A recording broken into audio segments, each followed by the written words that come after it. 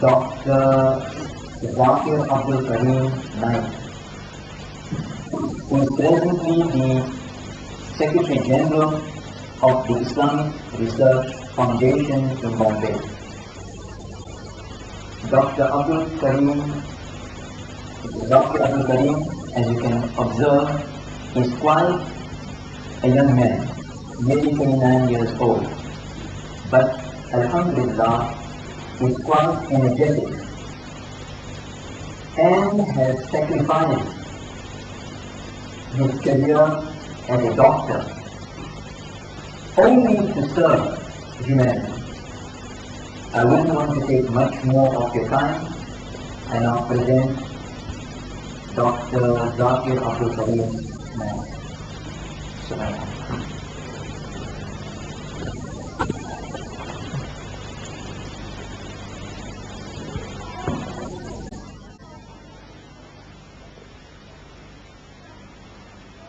أعوذ بالله من الشيطان الرجيم بسم الله الرحمن الرحيم أولم ير الذين كفروا أن السماوات والأرض كانتا رتقا ففتقناهما وجعلنا من الماء كل شيء حي أفلا يؤمنون بسم الله الرحمن الرحيم رب اشرح لي صدري ويسر لي أمري واحلل عقدة من لساني يفقهوا قولي. I welcome all of you with the Islamic greetings. Assalamu alaikum wa rahmatullahi wa barakatuhu. Meaning, may peace, blessings and mercy of Almighty Allah be on all of you. The topic of the talk, as mentioned by Brother Muhammad Said, is the Quran and science, conflict or conciliation.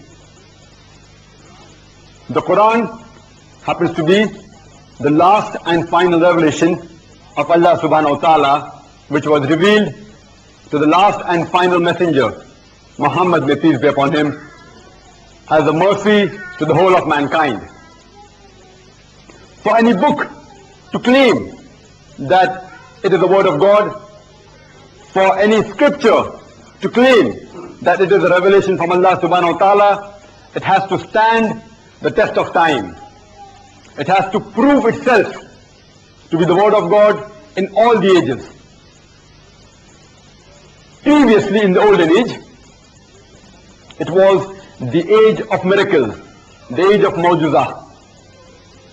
Al-Quran happens to be the miracle of the miracles. Then later on came the age of literature and poetry. Muslims and non-Muslims both claim that Al-Quran is the best Arabic literature available on the face of the earth.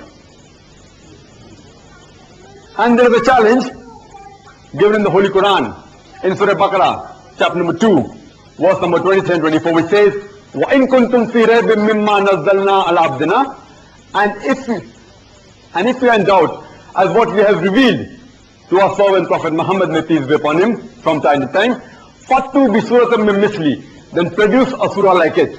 وَادْعُوا شُهَدَاءَكُم مِّن دُونِ اللَّهِ إِن كُنتُمْ صَادِقِينَ, and call forth your witnesses, if there are any besides Allah, if your doubts are true. فَإِن لَمْ تَفَلُوا, and if you cannot, وَلَن تَفَلُوا, and for sure you cannot, فَاتَّقُوا النَّارَ الَّتِي وَقُودُهَا النَّاسَ بِالْحِجَارَةِ, then fear the fire whose fuel is men and stones, أُعِدَّتْ لِلْكَافِرِينَ, which is prepared for those who reject. The Quran gives a challenge that you should produce a surah like it. A similar challenge is repeated in Surah Yunus, chapter number 10, verse number 38, that produce a surah like it. As well as in Surah Hud, chapter number 11, verse number 14, produce 10 surahs like it. And in Surah Tur, chapter number 52, verse number 38, that produce a recital like it. As well as in Surah Isra, chapter number 17, verse number 88, that if all the mankind and jinn, if they got together to produce the like of the Quran, they will not be able to do so even if they help each other. This challenge is yet a standing challenge to the whole of humanity. And so far, in the past 1400 years, no one was able to produce a surah like it. But today, if you tell to a modern man that suppose a particular scripture tells in a very poetic fashion that the world is flat, will he believe it? Today is not the age of poetry and literature. Today is the age of science. So let's analyze whether Quran and science, whether they conflict or they conciliate, whether they contradict or whether they're compatible. According to the famous physicist Albert Einstein, who also received the Nobel Prize, he said, "Science without religion is lame, and religion without science is blind." I would like to repeat it. According to Albert Einstein, science without religion is lame, and religion without science is blind. Let me remind you that the Quran is not a book of science. It is a book of signs. It is not a book of science, S-C-I-E-N-C-E. It is a book of signs, S-I-G-N-S. And there are more than 6,000 signs, that is ayats, in the Quran, of which more than 1,000 are scientifically based. As far as the talk of today is concerned, I will only be speaking about the scientific facts which have been proved.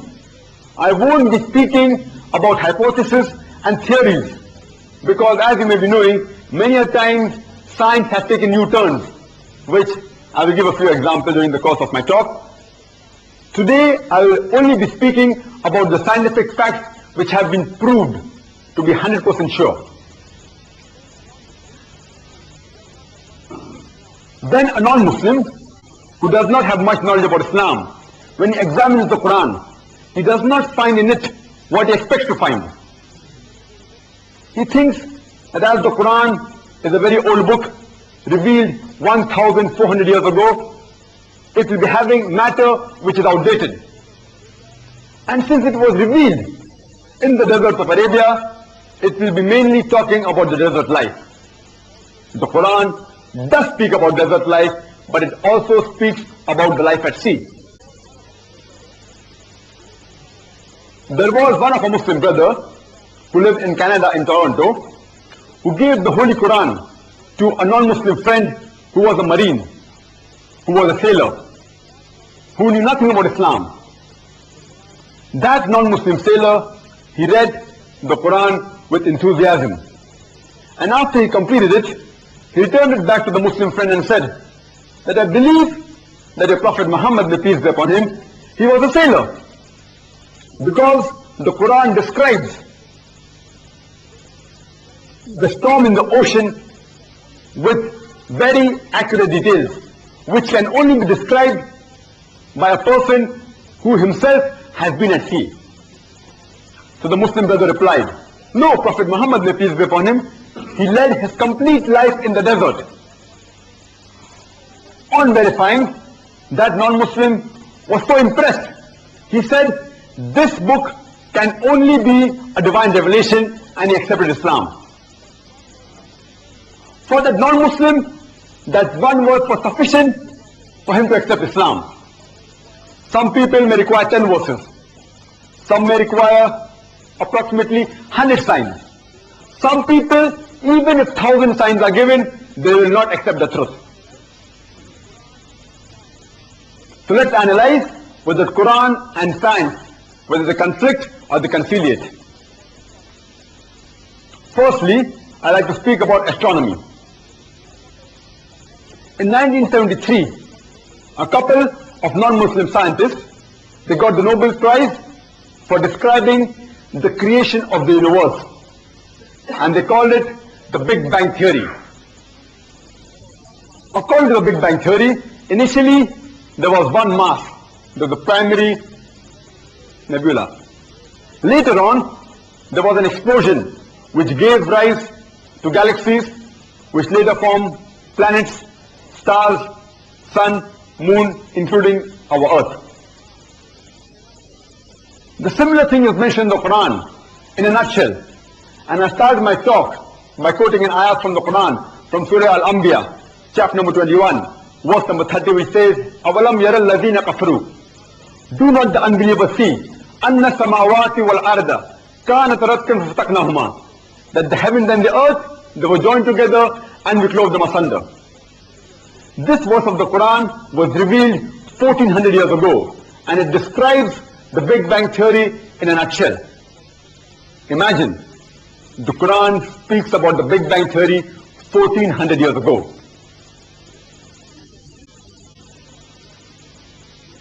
Previously, the European scientists as well as the philosophers, they thought that the earth is the center of the universe. And they believed that all the planets, including the sun, they revolved around the earth. This theory of geocentrism was thought to be correct from the 2nd century BC, at the time of Ptolemy, till as late as the 16th century, until Copernicus, when he said that the sun is the center of the solar system and that the earth revolves around the sun. Later on, in 1609, another German scientist, Johannes Kepler, he wrote the Astronomer Nova, and he said that not only do the planets revolve, they also rotate about the axis. The planets, including the earth. There is a particular verse in the Quran from Surah Al-Anbiya, chapter number 21, verse number 33, which had put me in doubts. When I was in school in 1981, I had learned in geography that the sun is stationary, that the sun does not rotate about its axis. But when I read the Quran in Surah Al-Anbiya, chapter number 21, verse number 33, it says, هُوَ الَّذِي خَلَقَ اللَّيْلَ وَالنَّهَارَ. It is Allah who has created the night and the day. وَالشَّمْسَ وَالْقَمَرَ, the sun and the moon. كُلٌّ فِي فَلَكٍ يَسْبَحُونَ, each one traveling in an orbit with its own motion. The Arabic word used is Yazbaha, coming from the root word Sabaha, which describes the motion of a moving body. If I say a person is doing Yazbaha on the floor, it will not mean he's rolling, it will mean he's walking or running. If I say a person is doing Yazbaha in water, it will not mean he's floating, it will mean he's swimming. Similarly, when we use this term Yazbaha for a heavenly body, it will not mean it is flying, but it will mean rotating about its own axis. So the Quran says that the sun revolves as well as rotates about its own axis. This was discovered recently, just a couple of decades ago, in which you can prove that the sun rotates by a simple experiment. Since you can't see the sun for a long time with the naked eye, you can have equipment which can project its image on the tabletop, and you'll find that there are black spots in the sun, which take approximately 25 days to complete one rotation. So in short, the sun rotates, the sun takes 25 days to complete one rotation. Today, this scientific fact has been incorporated in most of the textbooks. So if we analyze the Quran does not conflict but conciliates with science.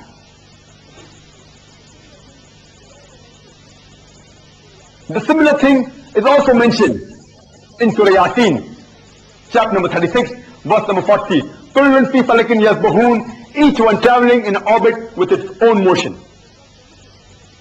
And that verse also says that it is not permitted for the sun to catch up with the moon, nor the night to outstrip the day. What does the Quran mean that it is not permitted for the sun to catch up with the moon? It means that both the orbit of the sun and the moon, they are different. It's giving an indication to the astronomers that the orbit of the sun and moon, they are different. Quran also mentions in Surah Yasin, chapter number 36, verse number 40, which says, وَالشَّمْسُ قَمَرٌ لِمُسْتَقَرٍ لَهَا, that the sun rotates about its orbit to a place determined. The Arabic word here is mustaqar, means to a place determined, to a time appointed. Science tells us today that the light of the sun is due to a chemical reaction which is taking place since billions of years. And one day, this chemical reaction will end and the sun will extinguish it. The same thing the Quran mentions, that the sun is moving to a place determined and one day it will extinguish. And science tells us today that the sun is moving towards a point in the universe which is called as the solar apex, which is there in the constellation of Hercules. And it's moving at a speed of about 12 miles per second. The similar thing about the sun going to extinguish is mentioned in Surah Luqman, chapter number 31, verse number 29, as well as in Surah Zumar, chapter number 39, verse number 5. Previously, the scientists, they thought that the earth was flat. And people, they were afraid to venture too far because they were scared that they will fall over. But they had no proof that the earth was flat. It was just an assumption. In 1597, Sir Francis Drake was the first person who proved that the world is spherical by sailing around it. The Quran mentions in Surah Luqman, chapter number 31, verse number 29, that sayest thou not that Allah merges the night into day and the day into night? What is the meaning of the night merging into day? It means that the night gradually and slowly changes into day. And similarly, the day gradually and slowly changes into night. This phenomena is only possible if the shape of the earth is spherical. It's not possible if the shape of the earth is flat. Because if the earth is flat, there will be a sudden change. A similar thing is mentioned in Surah Al-Zumar, chapter number 39, verse number 5, which says, it is Allah that overlaps the night unto the day, and the day unto the night. It is Allah which coils the night unto the day, and the day unto the night. The Arabic word used here is kawara, meaning to coil, as though a person coils the turban around the head. The Quran says the night overlaps or coils over the day, and the day overlaps or coils unto the night. This phenomena is only possible if the shape of the earth is spherical. It's not possible if it's flat.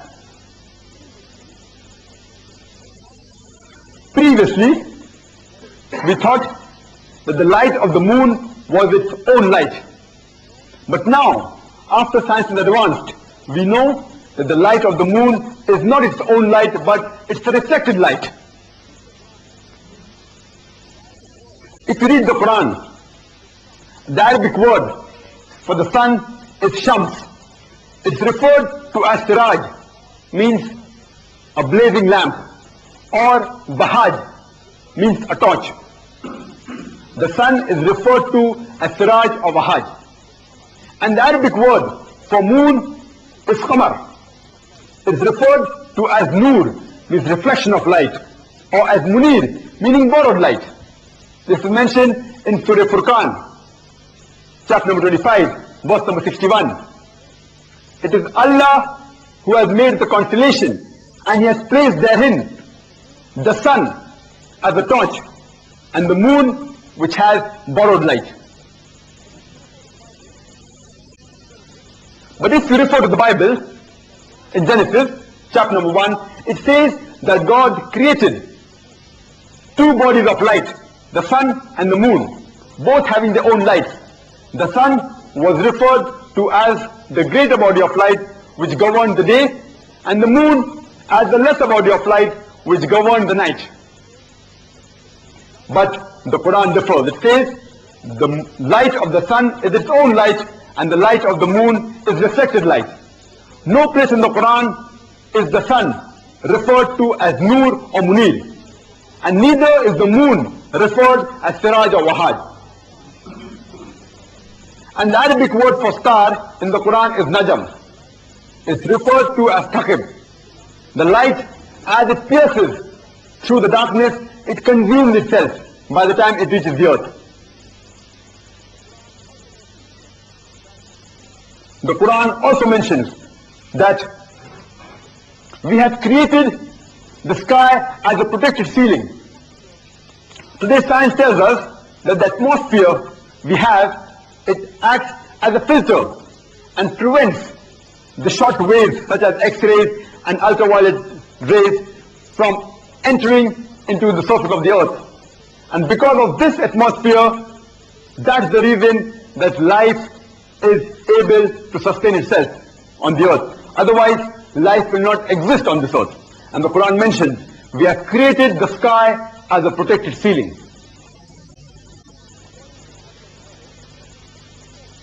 According to Edwin Hubble, he said that in the present century, we have discovered that the galaxies, they're receding from each other. If you read the Quran in Surah Al-Dhariyat, chapter number 51, verse number 47, it says that we have created the firmament and we have made the universe as a vast expanse. The Quran refers to the universe as expanding, which has been confirmed recently by Edwin Hubble. By these astronomical data, we come to know that the Quran does not conflict but conciliates with modern science. There may be a few non-Muslims who may say that it is nothing great that the Quran mentions about astronomical facts, since the Arabs were far advanced in the field of astronomy. I do agree with these non-Muslims that the Arabs were advanced in the field of astronomy, but I would like to remind them that the Quran was revealed centuries before the Arabs became advanced in the field of astronomy. In fact, it was not because the Arabs were advanced that the Quran speaks about astronomy. It is because the Quran speaks about astronomy that the Arabs were much advanced in the field of astronomy. Now coming to physics, the famous theory of atomism, it came into existence 23 centuries ago, which was described by the Greeks, especially the Democrats. And later on, even the Arabs knew about this theory. And according to this theory, atom was the smallest particle that was existing. And the Arabs called this atom by an Arabic word as zarra. Zarra means a minute particle, and they referred this atom as a zarra. But today, science has further advanced, and we come to know that though atom is the smallest unit of matter, having the characteristics of the element, it too can be divided. So people may think that now the Quran is outdated, since the Quran mentions in Surah Al-Zalzal that you shall be able to see even an atom's weight of good deed as well as an atom's weight of evil that you do. So people may think the Quran is outdated.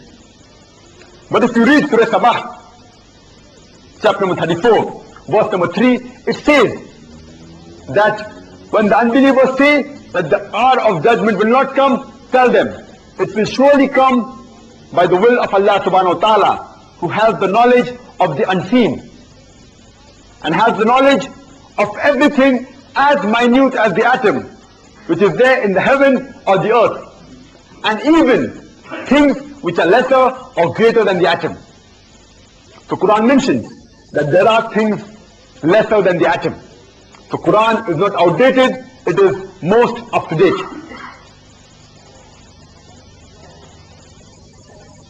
Now coming to geography. It was in 1580 that Bernard Palissy he described the water cycle that we know today.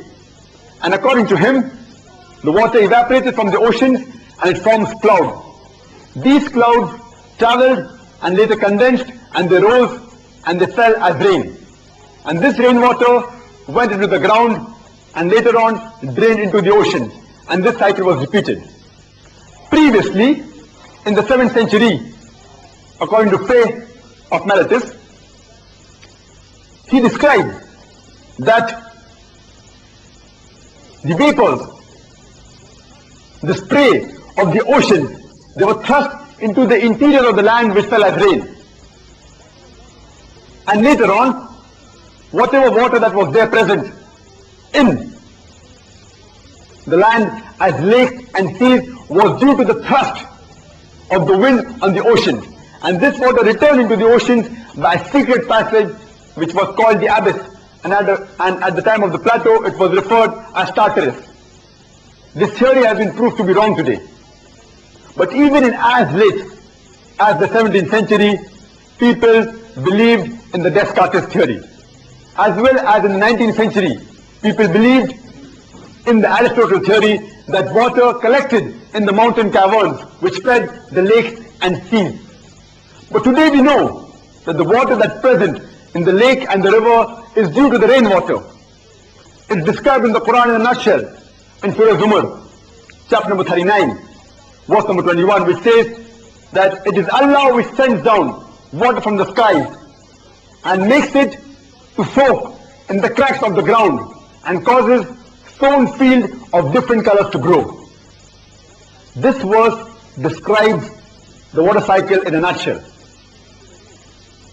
A similar thing is mentioned in Surah Rum, chapter number 30, verse number 24, that it is Allah that sends down water from the skies and causes the dead land to live, to come back to life again.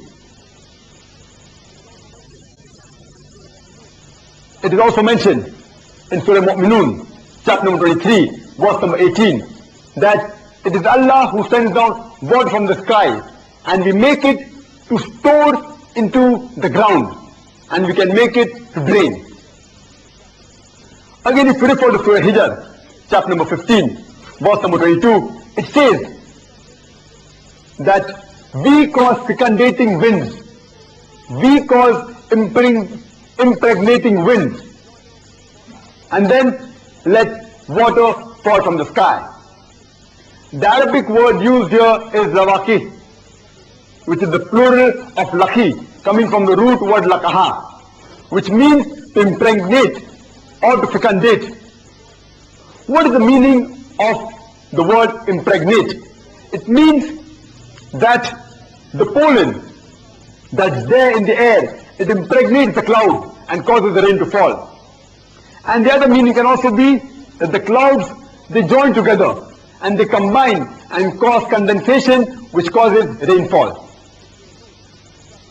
This is also mentioned in Surah Nur, chapter number 24, verse number 43, that we cause the clouds to move gently and cause them to join and then to form a heap, and then we cause water to flow from them.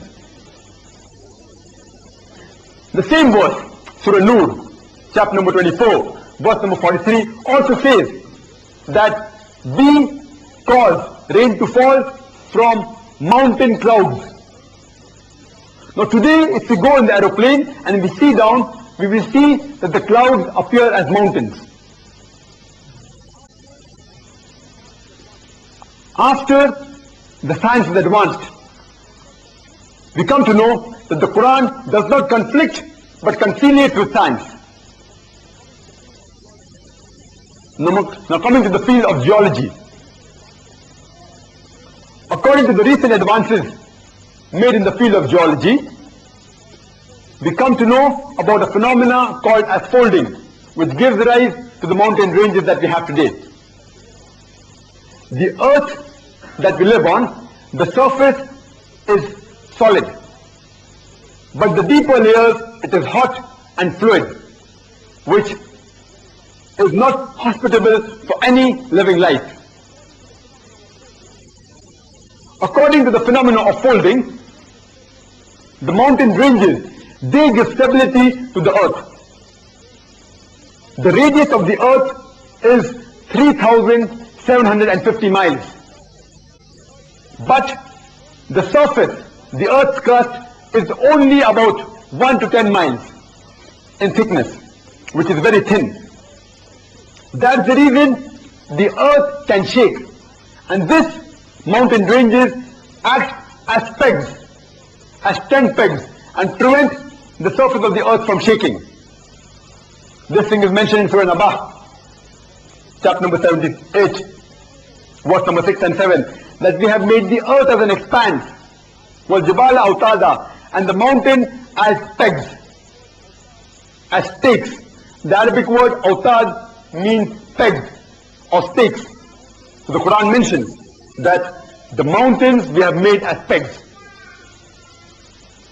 The similar thing is mentioned in Surah Al-Anbiya, chapter number 21, verse number 31, that we have made the mountains standing firm, lest the surface of the earth will shake. Means the reason for why the mountains were made is clearly described in the Quran, lest the surface of the earth should shake. Now coming to oceanology. There's a verse in the Quran from Surah Furqan, chapter number 25, verse number 53, which says that it is Allah who has created two bodies of flowing water, one sweet and palpable and the other salt and bitter.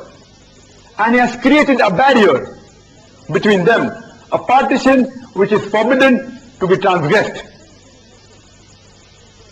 The same thing is mentioned in Surah Rahman, chapter number 55, verse number 19, which says that Allah has created two bodies of flowing water and a barrier between them. Now, after the advancement in the field of oceanology, we know that though the salt and sweet water meet, they do not mix. There is a barrier. And the Arabic word used is barzakh. This barrier can't be seen. It is an unseen barrier. The same word barzakh is also used for the interim life between the death and resurrection. It's an unseen barrier, barzakh. This can clearly be seen in the waters of Crete as well as in Egypt when River Nile flows into the Mediterranean Sea, as well as into the Gulf of Mexico, the Gulf Stream, which flows for thousands of miles. It starts from the Gulf of Mexico and goes on the western coast of Northern America and then flows eastwards onto the west coast of Europe, from the east coast of Northern America to the west coast of Europe. And throughout the thousands of miles, both the water, sweet and the bitter water, the salt water, though they meet, but they do not mix. And if you're traveling along this Gulf Stream, and if you take water from the left side and water from the right side, you will find that both are different. One is sweet and the other is salty. And even the temperature differs between the two. After science is advanced, we come to know that the Quran does not conflict but conciliates with science. Now coming to the field of biology. I had started the talk by quoting the verse from Surah Al-Anbiya, chapter number 21, verse number 30, which also says, أَوَلَمْ يَرَ الَّذِينَ كَفَرُوا أَنَّ السَّمَاوَاتِ وَالْأَرْضَ كَانَتْ رَتْقًا فَفَتَقْنَاهُمَا وَجَعَلْنَا مِنَ الْمَاءِ كُلَّ شَيْءٍ حَيٍّ. وَجَعَلْنَا مِنَ الْمَاءِ means we have created from water every living thing. وَجَعَلْنَا مِنَ الْمَاءِ كُلَّ شَيْءٍ حَيٍّ. Will they not then believe? This Quran says we have created every living thing from water. Imagine, this verse was revealed 1400 years ago in the deserts of Arabia, where there was scarcity of water. Who could have believed at that time, in that place in the desert, that every living thing was created from water?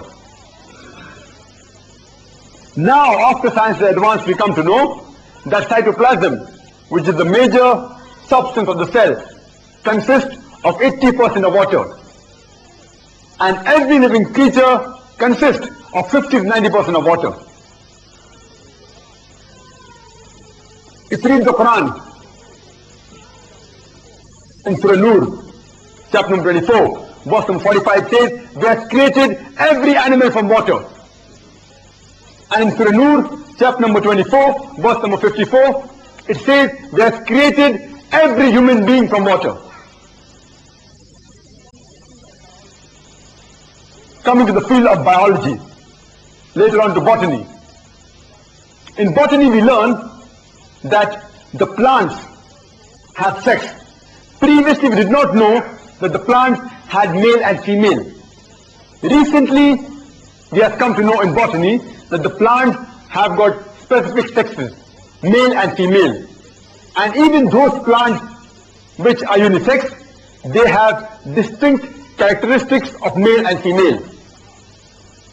The Quran mentioned in Surah Taha, chapter number 20, verse number 53, that we have sent down water from the skies and have produced diverse plants, diverse pairs of plants, each separate from the other.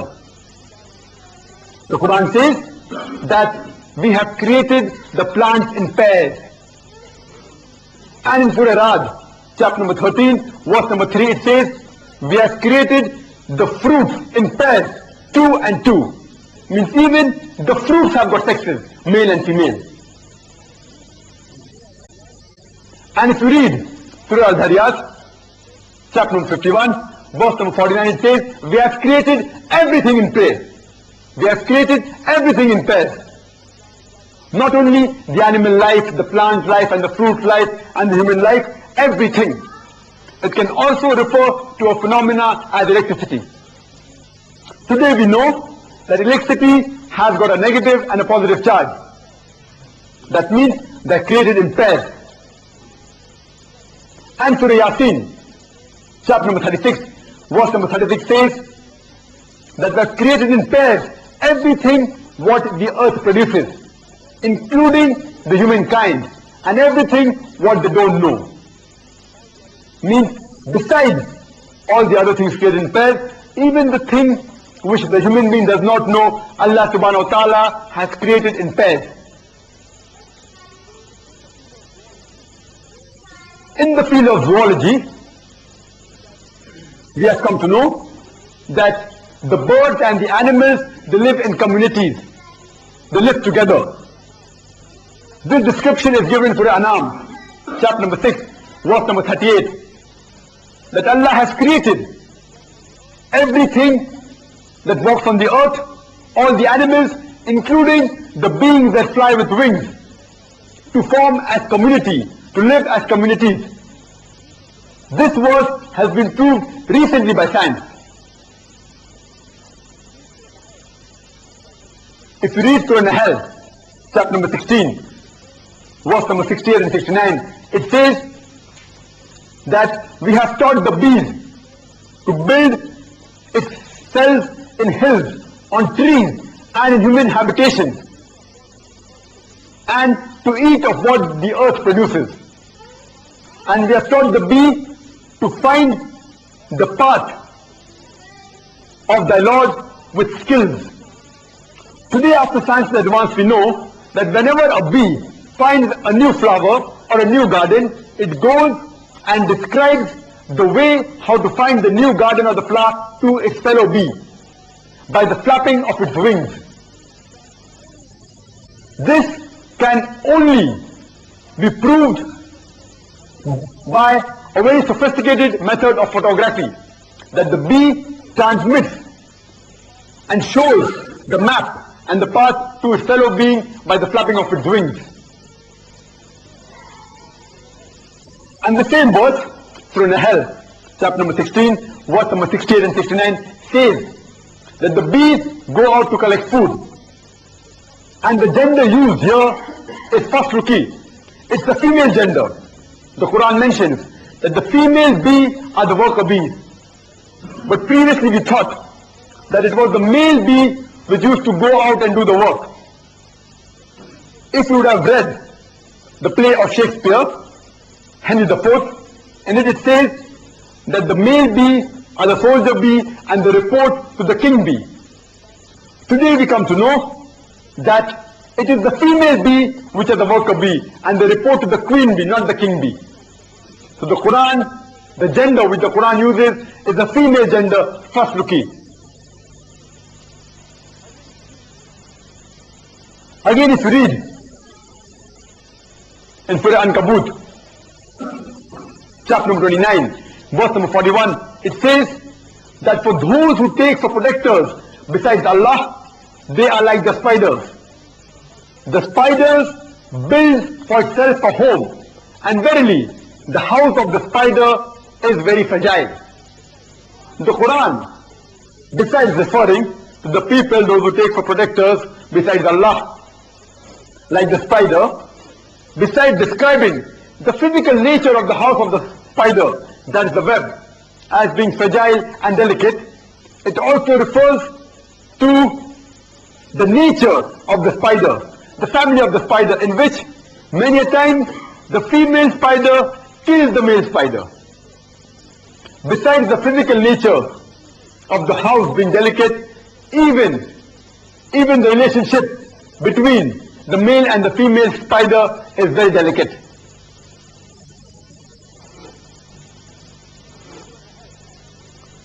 If you read Surah Nahl, chapter number 27, verse number 17 and 18, it says that before Solomon and his army marched the hosts of jinn, men and birds. And when they approached a lowly valley of ants, one of the ants said, "O ye ants, get ye into the habitation, lest Solomon and his army will trample you under their feet unknowingly."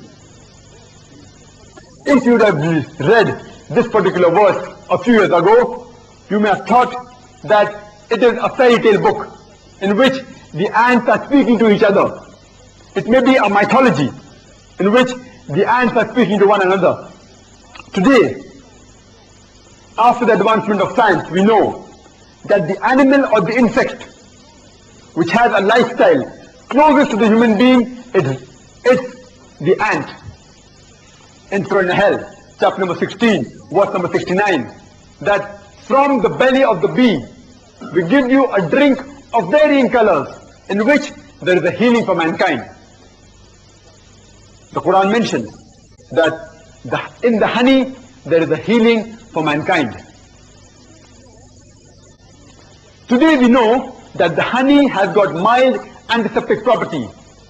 That's the reason that the Russian soldiers, they used honey to cover their wound, in which the moisture was prevented from being evaporated and it left very little scar tissue.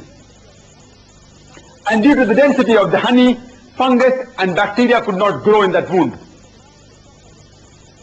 If a man is suffering from the allergy of a particular plant, and if you give him honey from that particular plant, that person starts developing resistance. Now coming to the field of physiology, there is one particular verse which is of very much importance in the Quran. It was 600 years after the Quran was revealed that Ibn Nafis, he described the blood circulation. And 400 years after he described, William Harvey made it famous to the Western world. But 1400 years ago, this particular description of the blood circulation is described in the Quran.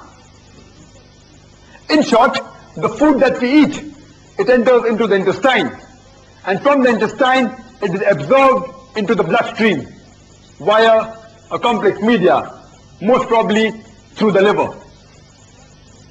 And from the bloodstream, these food constituents are transported to almost all the organs, including the mammary glands which produce the milk.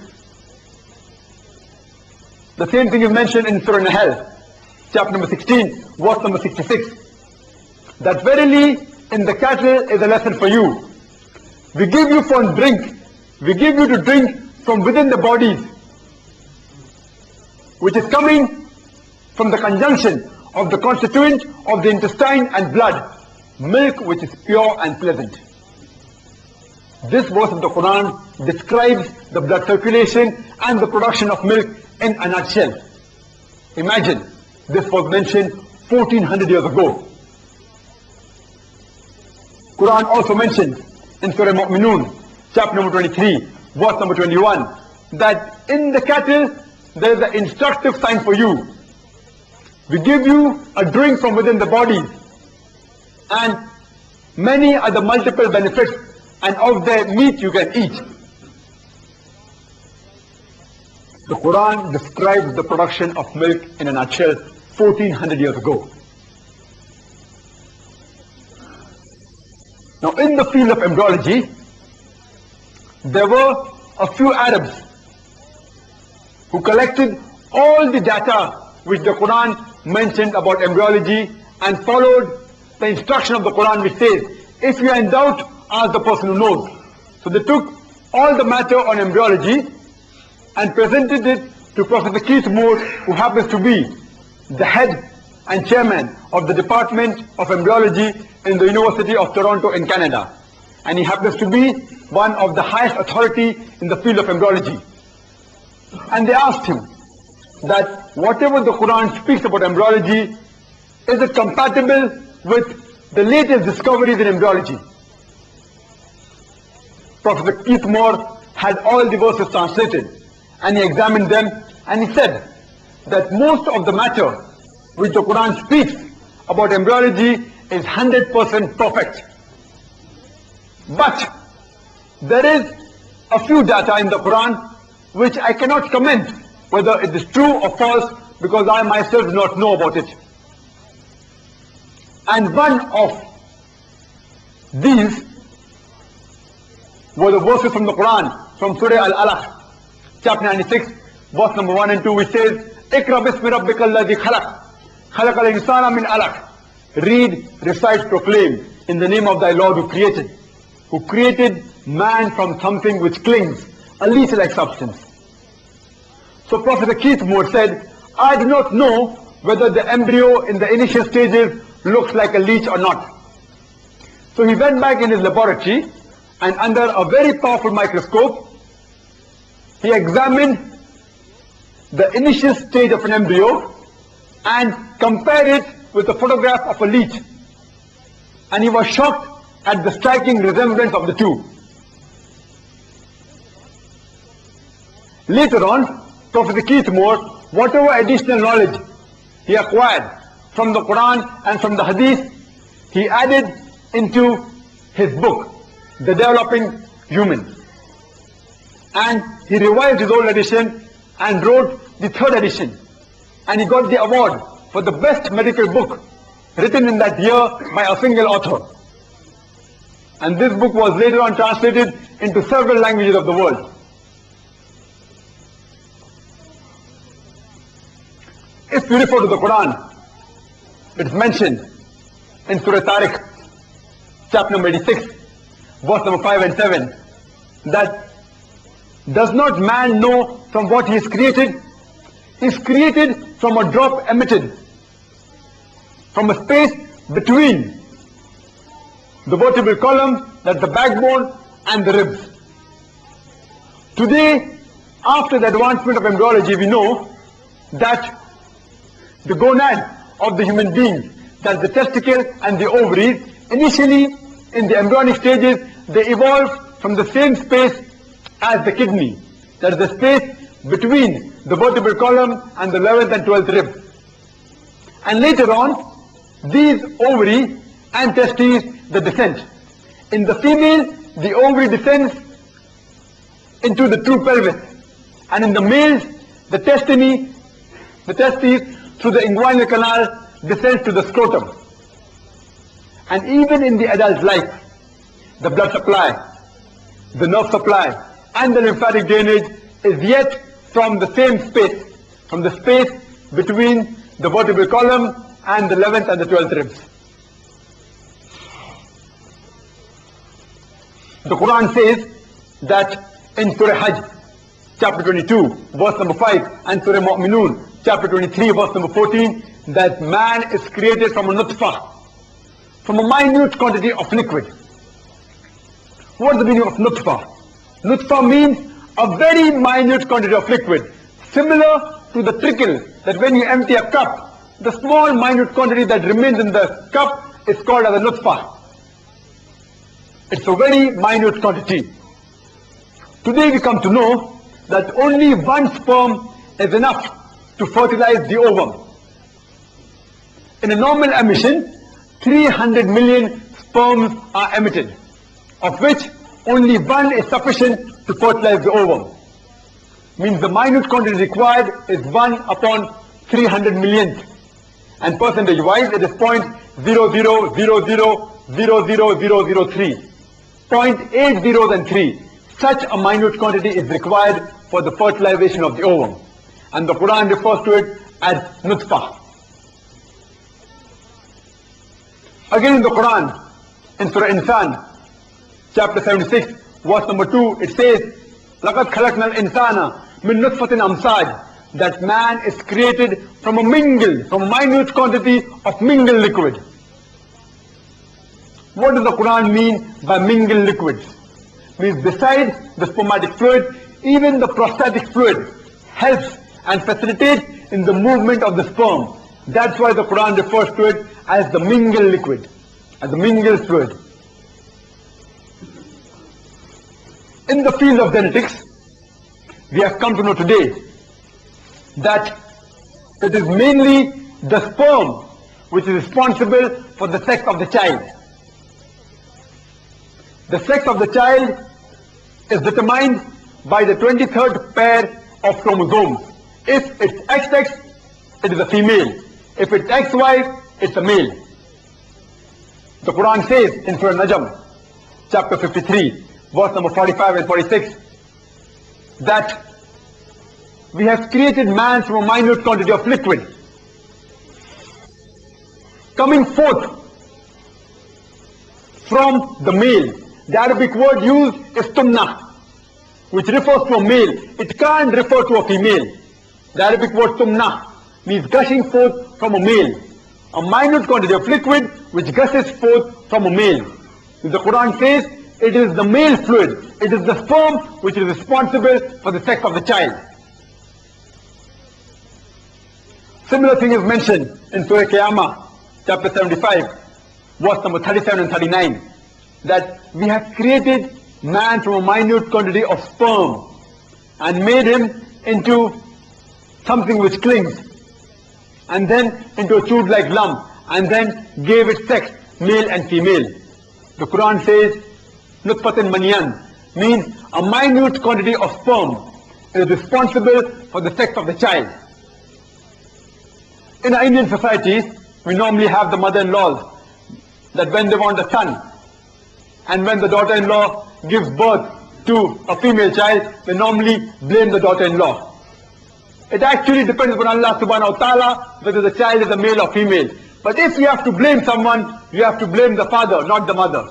Because it is the sperm which is responsible for the sex of the child. So you can't blame the mother. Again the Quran says that we have created the human being in the womb of the mother. Creation after creation in 3 waves of darkness. According to Professor Keith Moore, these 3 waves of darkness refers to the anterior abdominal wall, to the uterine wall, and to the amniochorionic membrane. These 3 waves of darkness is mentioned in the Quran. Again the Quran describes the various embryonic stages in detail. If you read Surah Mu'minun, chapter 23, verse number 12, 13 and 14, it says, we have created man from a quintessence of clay and then made him into something which clings and placed him in a place of fixed and firm place, and then made that something which clings into a chewed-like lump, and made that chewed-like lump into bone, and then clothed the bone with flesh and muscles.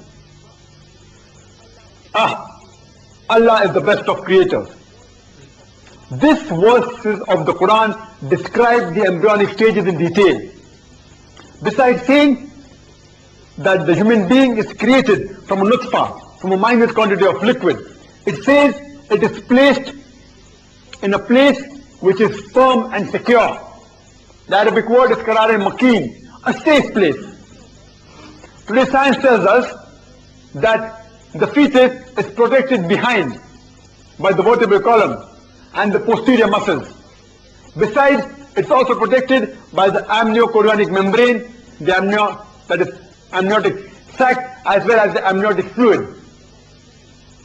And the verse continues, and then we made it into something which clings, a leech-like substance. As I said, that the early stage of an embryo resembles that of a leech. And besides that, it behaves like a leech. The fetus in the initial stages, it clings to the womb of the mother.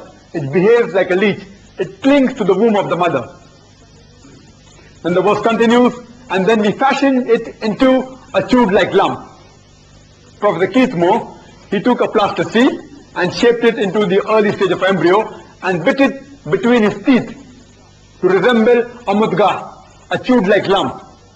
And then he examined it, and those teeth marks resembled the somites in the early stage of development of the human being. And the verse continues, then we made it into bone, which means izaman, and clothed it with lahm, that is flesh. And then we made it into another creature. What does Allah subhanahu wa ta'ala mean by saying, then we made it into another creature? What does Allah subhanahu wa ta'ala mean by saying, then we made it into another creature? It means that by science we have come to know that the early development stages of the embryo in the rabbit, in the fish, and all the other animals is the same as the human being. Only after this stage does the stages differ. Therefore the Quran says, then we made it into another creature. All the previous embryonic stages are exactly the same as the other animals. Only after this do the stages differ, and then we can identify the head and the hand and the feet of the human beings. If you read Surah Hajj, chapter 22, verse number 5, it says that we have created man from dust, and it made it into something which clings, and then formed it into a tube-like lump, partly formed and partly unformed. Embryology today tells us that at this stage, the cells of the embryo are partly formed and partly unformed, and the organs also are partly formed and partly unformed. This is mentioned in the Quran in Surah Hajj, chapter 22, verse number 5. Again, if you refer to the Quran, in Surah Qiyamah, chapter number 75, verse number 3, it says that the unbelievers ask, how can Allah subhanahu wa ta'ala again reconstruct the bones on the day of judgment? Allah subhanahu wa ta'ala answers saying that we will not only reconstruct the bones, we shall even reconstruct the very fingertips. Why does Allah refer in the Quran as we shall not only reconstruct the bone, even the fingertips? In 1880, the method of identification that was discovered was fingerprint method, in which they could easily identify the criminal or anyone involved by the method of fingerprinting, in which it says that even in 1 million people, no two fingerprints are identical. So the Quran says, we shall not only reconstruct the bones, we shall even reconstruct the very fingertips. This is mentioned in the Quran 1400 years ago. I would like to end my talk by giving the example of Professor Tagashan. Previously, in medicine, we thought that the brain is only responsible for the feeling of the pain.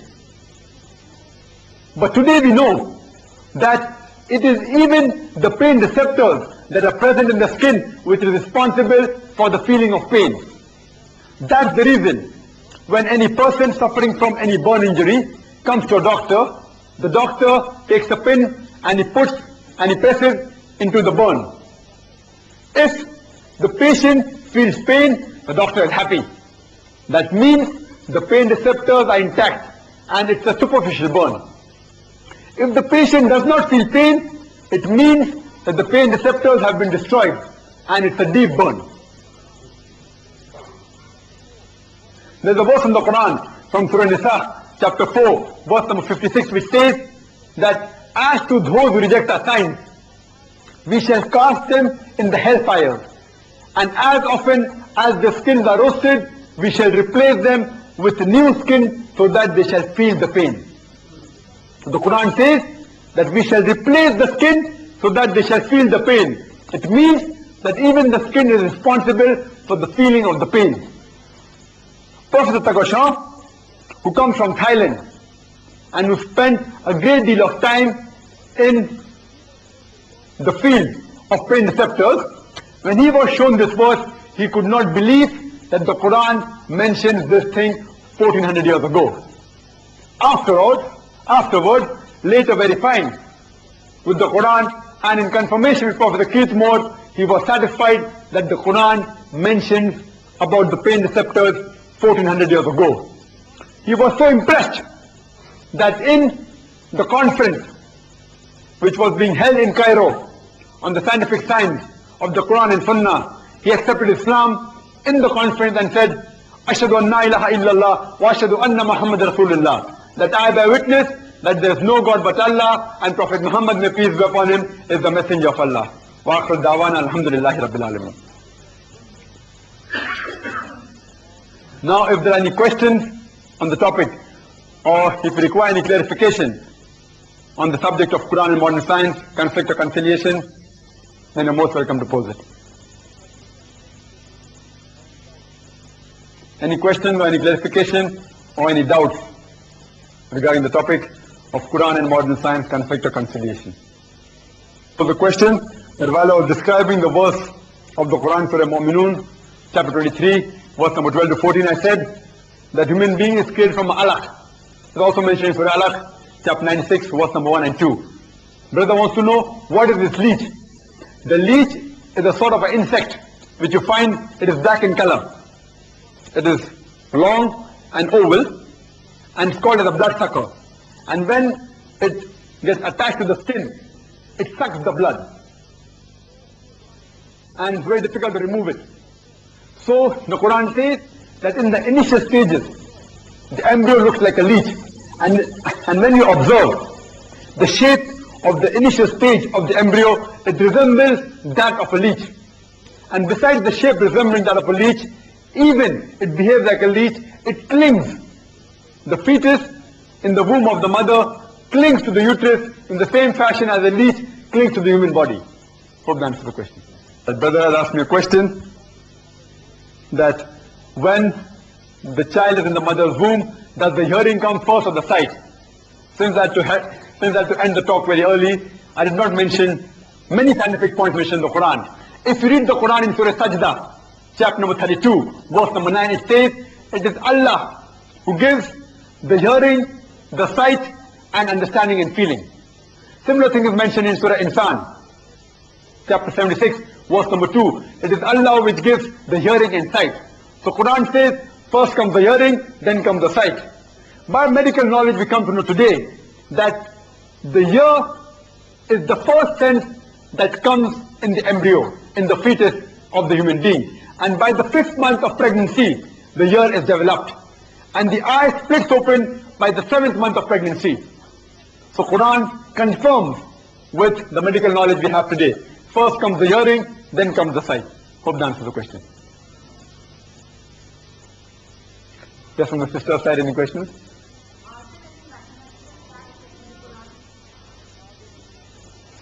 The lady has posed the question that are there any mathematical facts in the Quran? And Quran, as I told you, speaks about various subjects and topics. It also speaks about mathematics. If you know about the theory of Aristotle, which was the base of mathematics, and according to the theory of Aristotle, it says that any statement, any proposition can either be true or false. The theory was called as the theory of the excluded middle. That any statement can be true or false. And the full mathematics was based on this theory of Aristotle.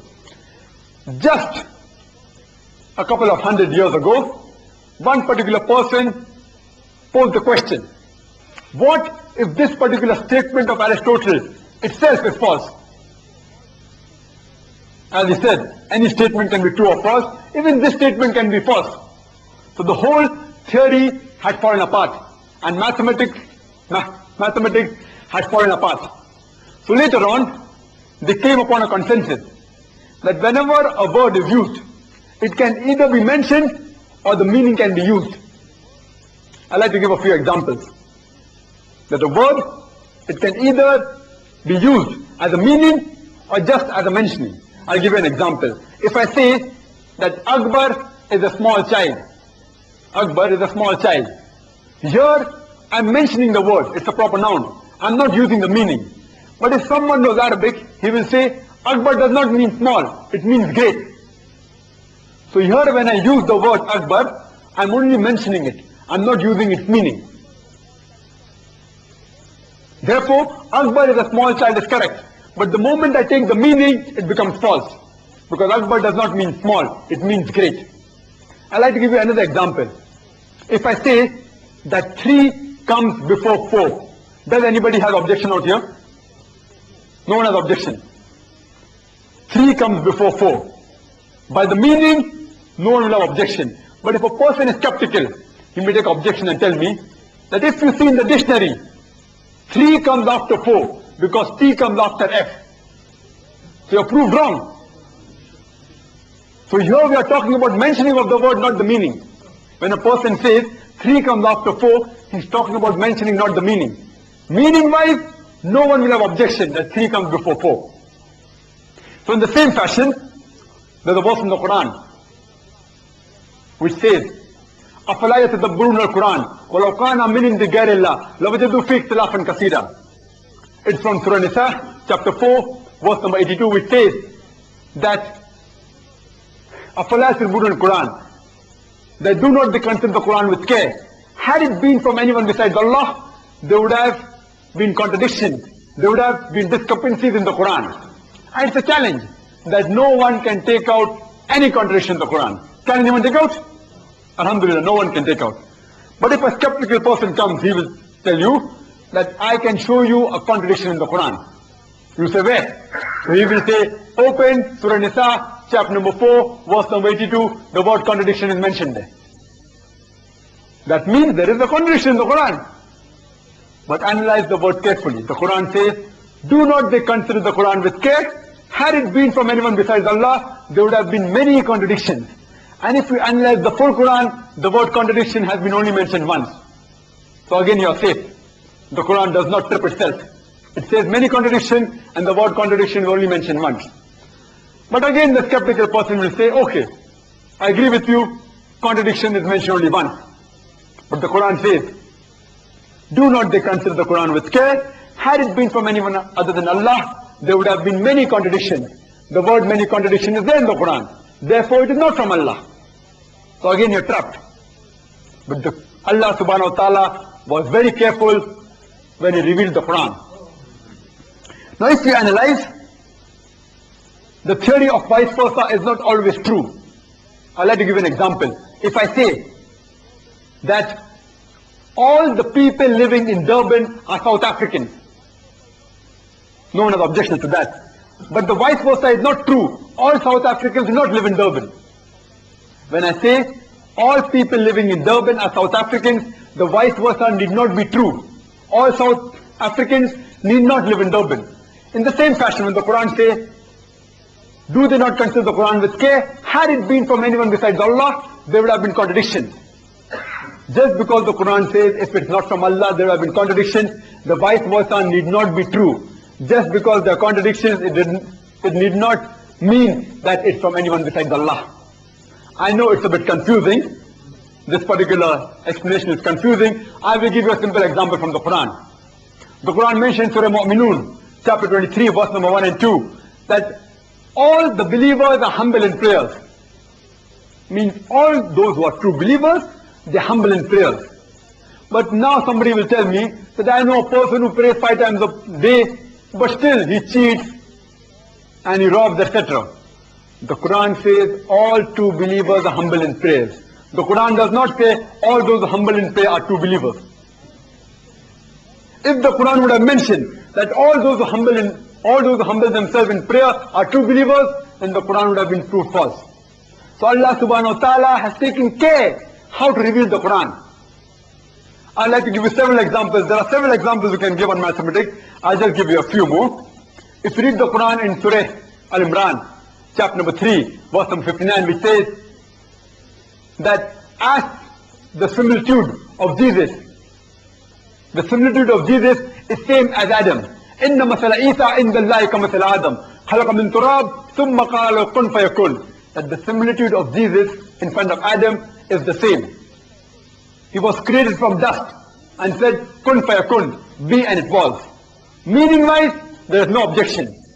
Isa alayhi salam and Adam alayhi salam was created by kun fayakun, no objection. But if someone says that is the mentioning the same, and if you analyze in the whole Quran, the word Isa alayhi salam is mentioned 25 times. As well as the word Adam alayhi salam is mentioned 25 times. Besides the meaning being same, even the mentioning is same. If you refer to the Quran in Surah Araf, it says, chapter number 7, verse number 176, that as to those who reject our signs, they are like dogs. And if you refer in the whole Quran, the sentence, as to those who reject our signs, is mentioned 5 times. And the word for dog, the Arabic word is kalb, it's also mentioned 5 times. Besides the meaning being same, as those who reject our signs are like dogs, even the mentioning is same. If you refer to Surah Fatir, chapter number 35, verse number 19, it says that as to those who are blind, those who are blind are not the same as those who see. And if you count the word ama, that's for blind, it is mentioned 9 times in the Quran. And the word for those who see, it is basir, it's mentioned 11 times.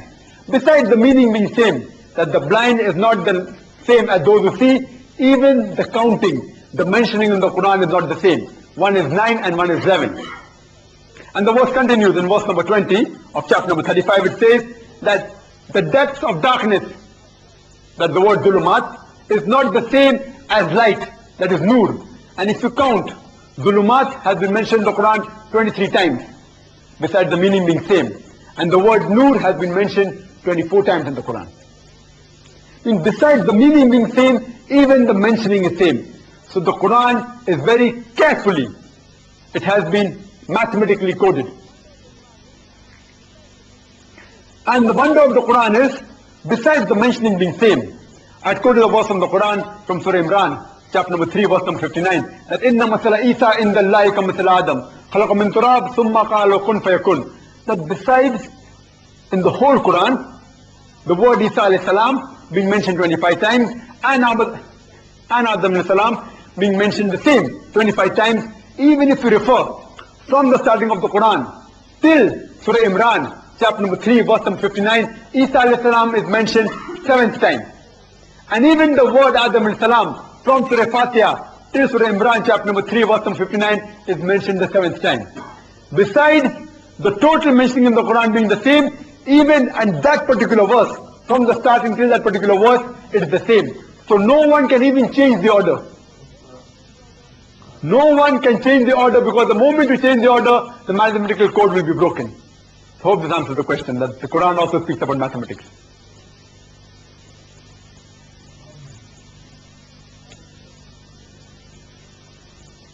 Are there any other questions? The lady has posed a question that in the Quran it is mentioned that the two east and two west. She is referring to an ayat from Surah Rahman, chapter number 55, verse number 15 to 17. It says that Allah subhanahu wa ta'ala is the Lord of two east and two west. But today we only know of one east and one west. So isn't the Quran conflicting with science? Science tells us that from the point where the sun rises, it's called as due east. And the point where the sun sets, it's called as due west. But science also tells us that only on 2 days in the full year, that's during the equinox, that the sun exactly rises from due east and sets exactly in due west. In all the other days, it either rises north or south of east and sets either north or south of west. And if you analyze, in the summer solstice, that's 21st or 22nd of June, the sun rises from one extreme of the east. And in the winter solstice, that's the 22nd or 23rd of December, it rises from the other extreme of east. So the Quran refers that throughout the year, the sun keeps on rising from different points and as well as sets in different points. So when the Quran says Allah is the Lord of two east and two west, it means that Allah is the Lord of the two extreme points of east and the two extreme points of west. Hope that answers the question. Therefore the question that has science analyzed that the first creation of Allah subhanahu wa ta'ala is light, Nur. In fact, if a person goes too much into science, normally people think he becomes an atheist. So scientifically, there is no proof as such amongst the scientists about the existence of Allah subhanahu wa ta'ala. But with the help of the Quran, we can very easily prove the existence of Allah subhanahu wa ta'ala. And according to a famous scientist, he said that if you have little knowledge of science, it makes you an atheist. But if you have in-depth knowledge of science, it makes you to believe in Almighty God. But no scientist has so far proved by science the existence of Allah subhanahu wa ta'ala. But with the help of the Quran, we as Muslims can very well prove the existence of Allah subhanahu wa ta'ala. As I said, you can easily pose the question to an atheist that who could have written all these matter, all this data mentioned in the Quran 1400 years ago? Who else besides the Creator? And I've also given a talk on is the Quran the word of God, and have proved in several ways the existence of Allah subhanahu wa ta'ala with logic, reason and science. And also proved that Quran is the word of God. But science so far, as my knowledge goes, has not given any comment that Allah subhanahu wa ta'ala initially knew or not. Hope that answers the question.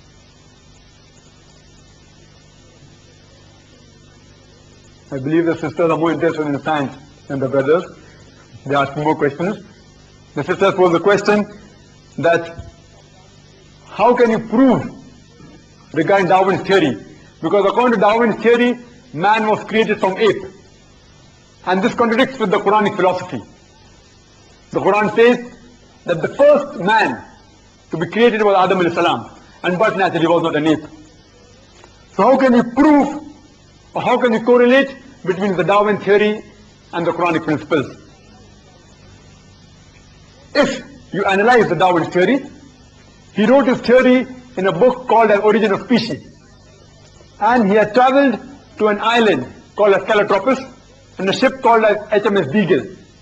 And there he found that the beaks, that is the finches, the beaks of the finches and the birds, they differed. They became small and big depending upon the niches in which it used to pick, in which it is to peck. So the beaks of the finches kept on altering, and he based his theory only on this observation. But he had no proof that one species transformed into another species. And this misgiving he wrote in a letter to his friend Thomas Thompson in 1861, where he said that I have got no proof in which one species transforms into another species. I'm only giving the basis of my natural selection because it's much more easier for classification of embryology and morphology and geological succession. Which Darwin himself said that he had no particular proof for his theory. That's the reason, if we want to insult any particular human being, we say that if you were present at the time of Darwin, you are the missing link to Darwin's theory. Darwin's theory would have been proved right. Indirectly, trying to insinuate him or insult him that he looks like an ape. So Darwin had no particular proof. But unfortunately, this Darwin theory was taught all over the world as a scientific fact. It was only a theory, but not a scientific fact. And even if we analyze, according to the statements made by P.P. Grasset in 1971, who held the chair of evolution in Paris, P.P. Grasset said that just based on few vestiges, there's a few skeletons that we find, we can't say that our ancestors have been evolved from ape. There is no direct link. And the oldest complete skeleton that we have is of Lucy, or the Australopithecus, which lived 3.5 million years ago, and which died at the time of the Ice Age. Quran has got no objection. It is mentioned in Surah Nuh, chapter 71, verse number 4, that we have created man in stages. The next wave of hominid that we have was approximately much more closer to the human resemblance. And that particular wave died approximately 500,000 years to 150,000 years ago. Later on was the Neanderthal man, the third wave, which died about 100,000 years to 40,000 years ago. And the last wave was the Cro-Magnon, which is the closest resemblance to the human form. But science so far has shown no link between the ape species and the human species. There is no solid proof. And today, science and any scientist will agree that the Darwin theory has been disproved. Even by molecular way, by molecular biology, according to the scientist Craig, he said that you cannot prove that one species can alter into another species, because the amount of accuracy required is too great. For one DNA from one species to alter into another species, only one DNA, the chances according to science is 1 raised to 10 into minus 50 zeros, more than that. And according to mathematics, this is equivalent to 0. So one DNA to change into another species, the chances are 0. How can the millions of DNA change from ape to human being? Today, the Darwin theory has been disproved and is no longer held as the correct theory. Therefore, Quran does not conflict with modern science. It does conflict with Darwin's theory, which is outdated. Hope that answers the question, sister. That how come in modern science we can talk about millions of years before, when we can only... How can they talk about millions of years ago in archaeology? See, in science, there is a system of dating, backdating, in which they can identify how old a particular bone or a particular skeleton is. There's something like carbon dating, which is called a C14, you might have heard of. And by that carbon dating, you can come to know how old that particular material is. How old a particular material is. So when they get the skeleton, and if they do carbon dating on that skeleton, they can identify plus minus 50 years that how old that particular skeleton is.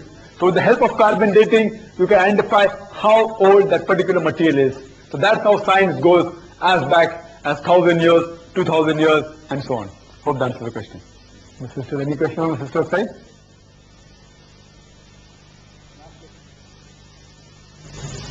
Last question we can do this.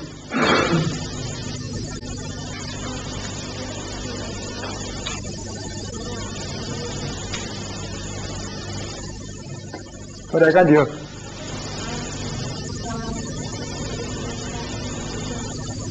about the hereafter. Sisters pose the question that what does Quran speak about hereafter, or for example life after death? How can, sorry? In comparison with science. How can we prove the hereafter or the life after death in comparison with science? First we should know, sister, that science is not that much advanced. It has not advanced that much that it can prove everything. The way that I prove to a non-Muslim, to an unbeliever regarding hereafter, if he wants to know any scientific, he wants, suppose a non-Muslim pose me the question, how can he prove scientifically about the hereafter? So I say that since the Quran mentions about the hereafter, about the life after that, I believe in it. So he will pose the question, that means you're doing blind belief. I say, no brother, I don't do blind belief, it's a logical belief. And I explain to him that since if you gather all the matter in the Quran that speaks about science or any matter, approximately 80% of the matter in the Quran has been proved to be scientifically correct. 100% correct. Scientifically 100% correct.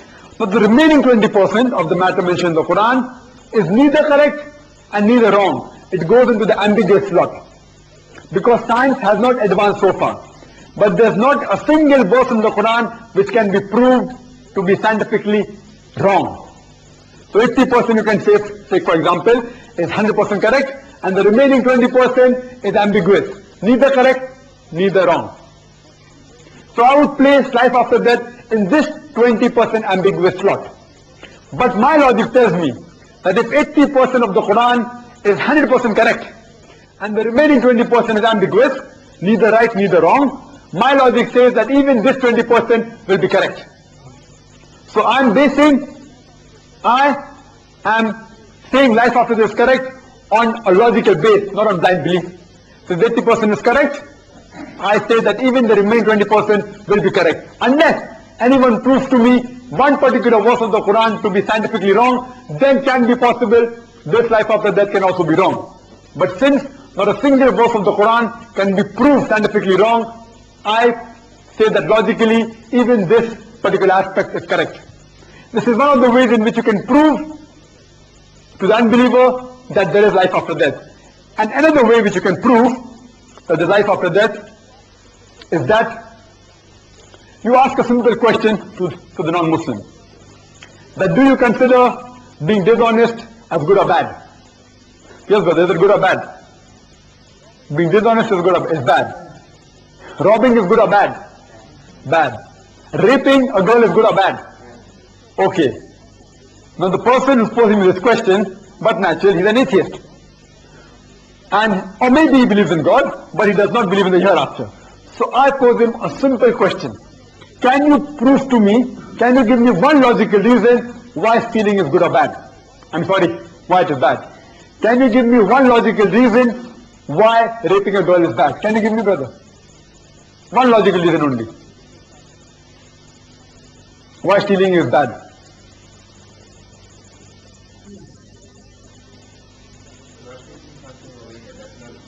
That's what brother spoils. He said that you're taking something from someone who does not belong to you. It does not make a difference to me.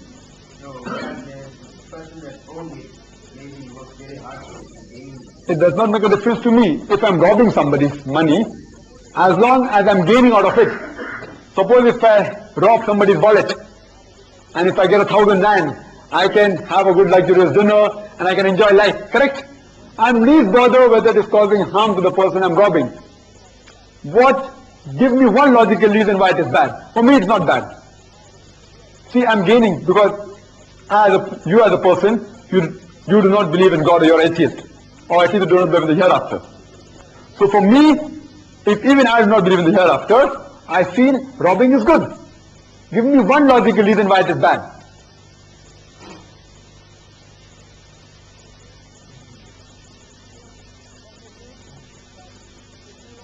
Some may say that if you rob, somebody will come and rob your money. I'm telling I'm a great smuggler, suppose for example. I have a lot of bodyguards. No one can rob me. I have all the power. I have got many men to protect me. I've got many security guards. So I can easily rob anybody else's money, but no one can rob from me.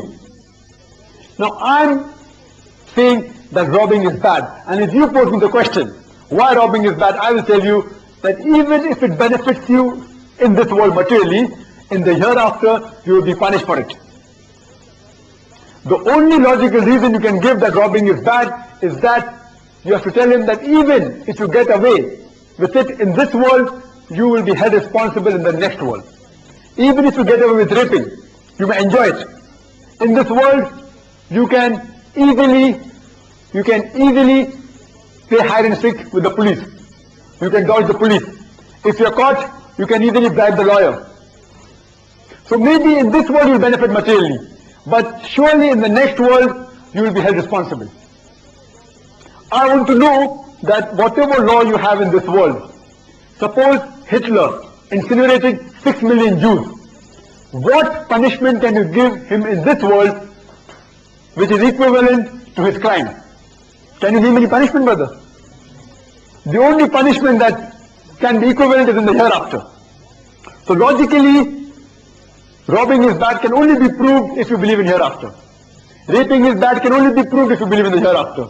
The only equivalent punishment you can give to certain crimes which are so exorbitant as the criminal crime that's done by Hitler is in the hereafter. As the Quran says, we will substitute new skin so that he feels the pain. He can be incinerated more than 6 million times in hell, but not in this world. So in this way of argument, you can also prove to the unbeliever that there is life after death. Hope that answers the question, sister. I think we'll end the session. Wa-akhiru da'wana alhamdulillahi rabbil alamin. Jazakallah khair for that wonderful exercise. And I think we ought to thank Dr. Zakir Muhammad Manak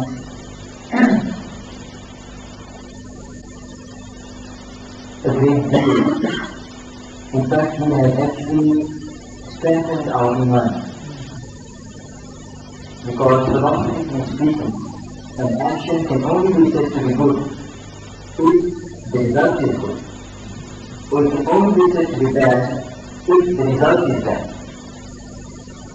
And how are we as mortals to guarantee as to whether that action that we are going to perform is either good or bad?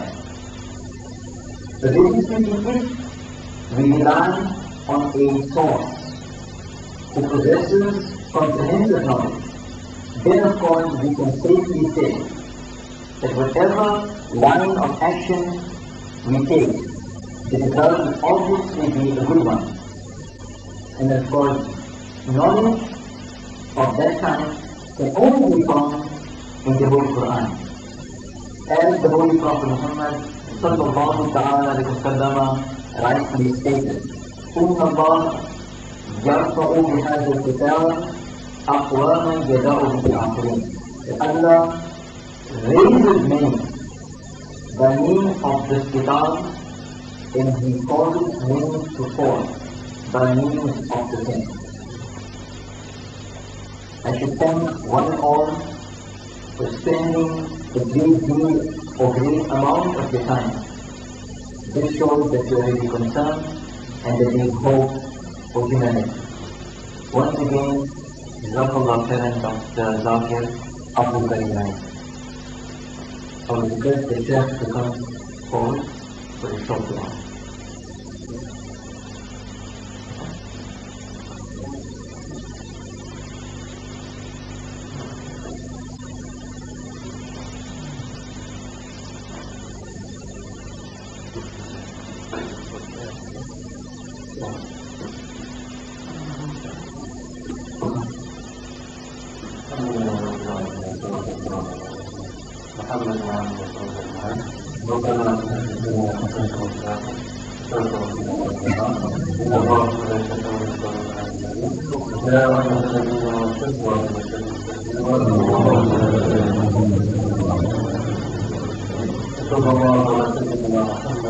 وعلى آله وصحبه